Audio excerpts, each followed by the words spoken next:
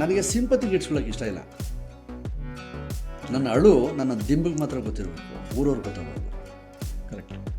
Okay, ಆ ಅಳು, ಆ ನೀರು ಸಿಂಪತಿ ಇರಬಾರ್ದು ಸರ್. ಅರ್ಥ ಆಗೋರ ಹತ್ರ ಹೋಗಿ ಹತ್ರ ಅದರ ಅರ್ಥ, ಅದಕ್ಕೆ ಅದೊಂದು ಅರ್ಥ. ಕರೆಕ್ಟ್. ಇಲ್ಲವಾದಲ್ಲಿ ವ್ಯರ್ಥ. ಆ ಮುತ್ತುಮಣಿ ಅನ್ನೋ ಕ್ಯಾರೆಕ್ಟ್ರು ರೂಪುಗೊಂಡಿದ್ದು ಹೇಗೆ ಅಂತ? ಇಲ್ಲ, ನಾನು ಎಸ್ ನಾರಾಯಣವರ ಸಿನಿಮಾ ಪಂಟ ಸಿನಿಮಾ ಫಿನಿಶ್ ಆಯಿತು.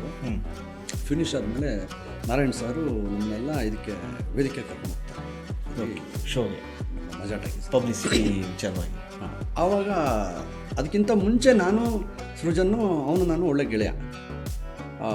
ಕಿಚನ್ ಕಿಲಾಡಿಗಳು ಅಂಥೇಳಿ ಒಂದು ರಿಯಾಲಿಟಿ ಶೋ ಎಲ್ಲ ಮಾಡಿರ್ತೀವಿ, ಅಲ್ಲೇ ನಮ್ಮ ಸಂಪರ್ಕ ಚೆನ್ನಾಗಿರುತ್ತೆ. ಇಬ್ಬರು ತಲಾಟೆಗಳೇ. ಸರಿ, ಅಲ್ಲೇ ಒಂದು ಹೊಸ ಪಾತ್ರನ ತರಬೇಕು ಅಂತ ಆ ಒಂದು ಟೈಮ್ನಲ್ಲಿ ಯೋಚನೆ ಮಾಡ್ತಾ ಇರ್ತಾರೆ ಯಾರು, ಸೃಜನ್ನು ಅವ್ರ ತಂಡ. ನಾನು ಹೋದ ನಂತರ ಸೃಜನ್ನು ಫೋನ್ ಮಾಡಿಸ್ತಾನೆ.